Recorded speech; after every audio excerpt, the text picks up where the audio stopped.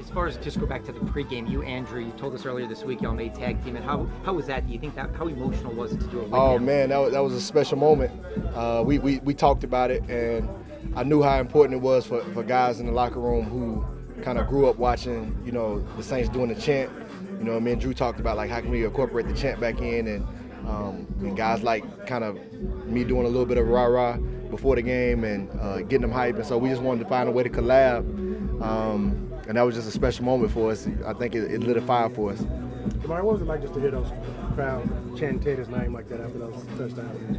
Oh man, it's special, man. I think we all are excited for him. You just look at a journey like that, and for him to come in and light it up like that, it's a lot of credit to him, but a lot of credit to the offensive coaches and the game plan they put in, all the guys on offense executing. So for him just to go and execute and have a big day like that, I think it's just huge. And to hear the fans chanting behind him just lets them know the city's behind them. But I just think that's a part of the culture here.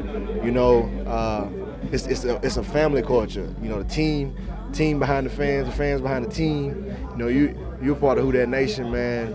Ain't no better family than that. You know the culture here and you know the players here, but what kind of message does it send to the football world that you all are 3-0? People said Drew Brees is out. Maybe they'll go 3-3. Maybe they'll be able to tread water, and you're 3-0 without Drew Brees, and you've played some pretty complete football games. Do you have a message to the football world? No, I don't know if it's a message to the football world. This week we were able to go 1-0. That was our goal.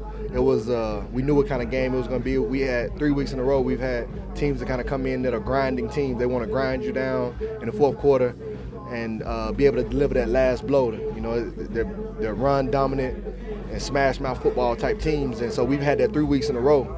And to be able to go into heavyweight bouts 3 weeks in a row and come out on top is huge. But even more so, just going 1-0 this week was big.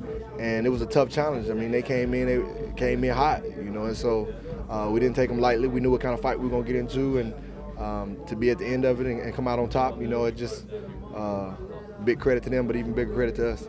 Was that a Street Fighter celebration after that tackle for loss, or was it a Dragon Ball Z? Oh, that's Dragon Ball Z, baby. Hey, the Kamehameha.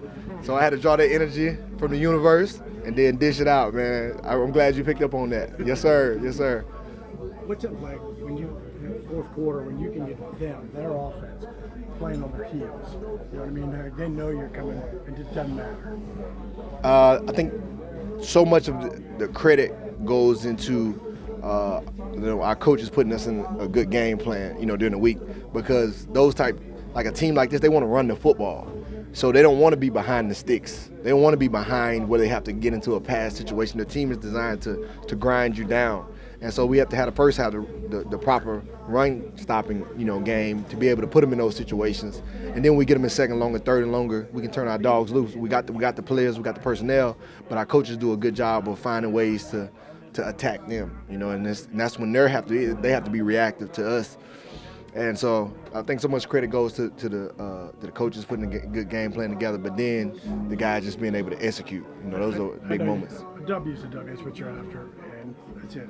Today you went over 800 tackles in a career. I mean, that says something. Oh man, to be able to go over 800 tackles, man. That's a blessing, man. Like it's always about the team first, but to be able to, in my 8th season, go over 800 tackles, man. I mean, I'm a guy born and raised on the streets of Mississippi, man. My mom had me when she was 16. I've been in jail. I was expelled from school. So to be able to be here, man, and be able to establish a career, you know what I'm saying? That's a blessing, man. Because you come in this game, man, and you're not even guaranteed to get in, and then it's a not-for-long league. Like the average career is 3.2 years. So to be able to stay in the league 8 years, to be able to be healthy enough to be able to go and perform for my teams, man, it's a blessing, man. I don't take it for granted. I just give glory above. I'm going to ask, does it mean more to you because of what you've been through? I'm not saying it doesn't mean more to them, but because of what you've been through. Man, it means a lot, man. I don't know if it means more because I don't have nobody to compare it to except myself, but I know the journey that I've been on, I've kind of had an underdog type of story my whole life, and every time it seemed something would go right, something would go wrong. you know, and you know, to have an opportunity to, once I was expelled from high school, get back on my high school team and earn a scholarship. You know, when I was in college, to go to jail and get back on the team, you know, and you know, get my life right, get my life to Christ, and to be able to get drafted to New York and then go to Cleveland and then go back to New York and then end up here. You know, it's been an incredible journey. And in the midst of that, to be able to be successful everywhere you've gone, it's a blessing, man. And, you know, I'm just appreciative in this moment, you know, of that, but also being in the right culture, being in the right environment. Here, man, it's special, man. Unless you're here, you have no idea, you know. And so I'm as blessed as anybody, man. I'm as blessed as anybody right now. Thanks, man. Thank you, man. Good win. Yes, sir.